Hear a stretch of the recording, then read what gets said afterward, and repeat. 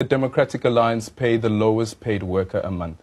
The Democratic Alliance does not pay workers. No. Businesses pay workers. Sure, we currently have a minimum wage, right? Mm-hmm. I'm going to look up the figure now, just forgot it now, but just over 3.7, if I'm not mistaken. So that is the minimum wage per month. What would the Democratic Alliance say that this is an okay amount to pay somebody that is below 3.7? I would never ever pay anybody 3.7. I think it's far too low. And I never have. Why do away with the minimum wage? Because that's my choice and that's a market choice. Yeah. The point is you must listen, Aldrin, don't ask me. Ask people who are unemployed what they're prepared to work for. If they're not prepared to work for what's on offer, they don't have to. But the point is you let the market regulate that, not me. It's got nothing to do with Helen Ziller. When I employ people, as I have in the past, look at what I've paid them. And look at that's between me and the person. Do they want the job? Is that an approach of a government? Yes. That you decide whatever you want to pay your workers, and if the worker is willing to accept 500 Rand a month, that's okay. Is that it? Let me tell you what is okay. What is okay is to allow the market to find the level and to enable people to get into work. Don't ask me, don't ask the theoreticians, ask the people who are unemployed and desperate for work. Ask them. Let them tell you if they're prepared to work for X and Y. If they're not, then they won't take it, and the wages will go up to attract workers. A lot of public discourse has occurred about this issue, especially when many South Africans heard the Democratic Alliance's stance on the matter.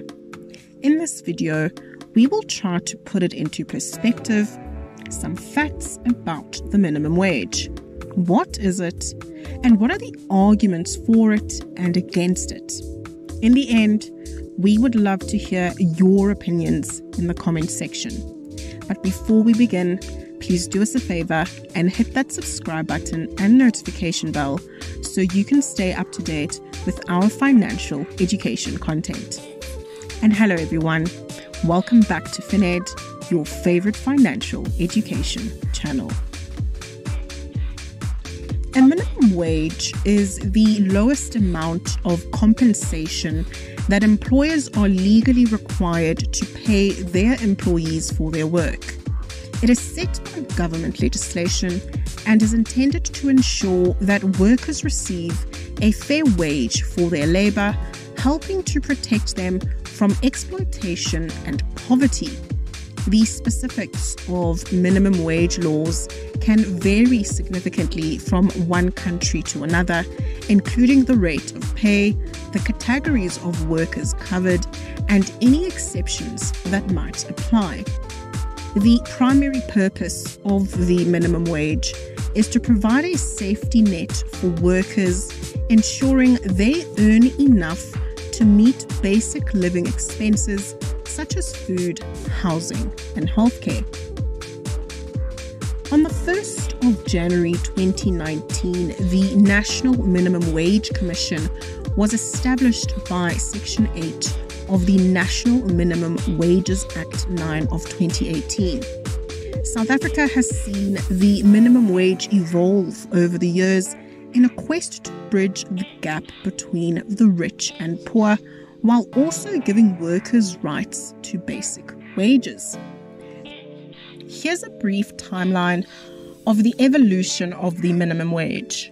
The South African minimum wages were set at 800 Rand for workers in areas of the country where average household income is more than 24,000 Rand per year, and at 650 Rand for those where average household income is less than 24,000 Rand per year.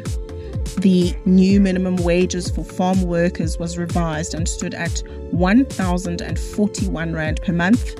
In urban areas, the minimum wage was 1,041 Rand per month, but in rural areas, the minimum wage was 989 Rand. The minimum wage for farm workers stood at 6 Rand and 31 cents, or 1,231 Rand monthly. The minimum wage for farm workers increased to R6.74 or 1,316 Rand monthly. Minimum wages for domestic workers in major cities was increased.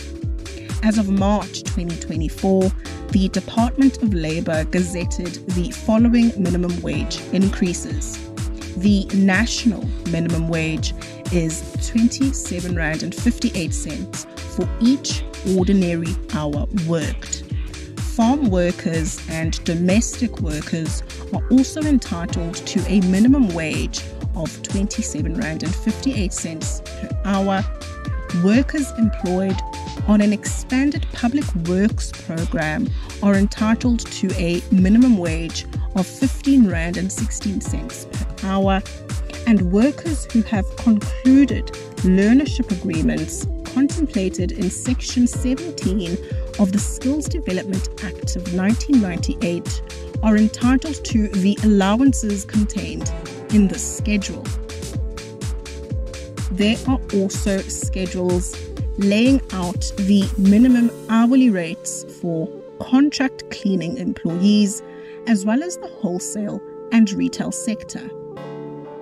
In South Africa, the cost of essential goods has been steadily increasing due to factors like inflation, supply chain disruptions, and economic conditions. According to the February 2024 Household Affordability Index by the Pietermaritzburg Economic Justice and Dignity Group, the average cost of the household food basket is R5,277.30, a slight decrease from January. However, this represents an annual increase of R348.96, about 7.1% from the R4,928.34 total that was recorded in February 2023. A higher minimum wage helps workers cope with these rising costs, ensuring they can maintain a basic standard of living.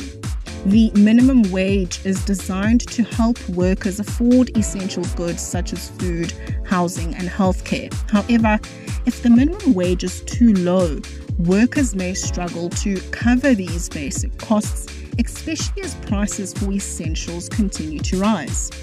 On the other hand, some argue that increasing the minimum wage could lead to higher prices for goods and services, as businesses might pass on the higher labor costs to consumers. This could potentially offset the benefits of higher wages. South Africa also has a growing number of illegal foreigners. With an illegal population estimated at between 2.5 and 5 million, illegal foreign workers often accept lower wages, which could undercut South African workers. This can create a race to the bottom where wages are driven down to unsustainable levels, exacerbating poverty and inequality. Now, let's consider some of the arguments against removing the minimum wage. The minimum wage ensures that workers receive a basic standard of living. Without it, there's a risk that wages could be driven down, leading to increased poverty and inequality. Higher wages can increase consumer spending, which drives economic growth. If wages fall too low, consumer spending could decrease, negatively impacting the economy. Minimum wage laws help protect workers from exploitation by ensuring they receive fair compensation for their labor. Without such regulations, vulnerable workers might be taken advantage of, particularly in low-skilled jobs. Now, let's look at the arguments for the removal of the minimum wage. Some economists argue that eliminating the minimum wage could reduce unemployment. Businesses, especially small enterprises, might be more willing to hire additional workers if they can pay wages based on what they can afford. Without a mandated wage floor, small businesses might find it easier to thrive, leading to economic growth and more job creation.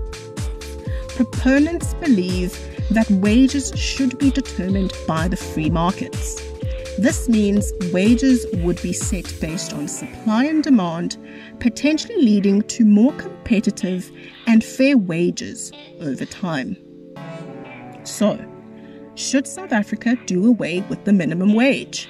It's a complex issue with valid arguments on both sides.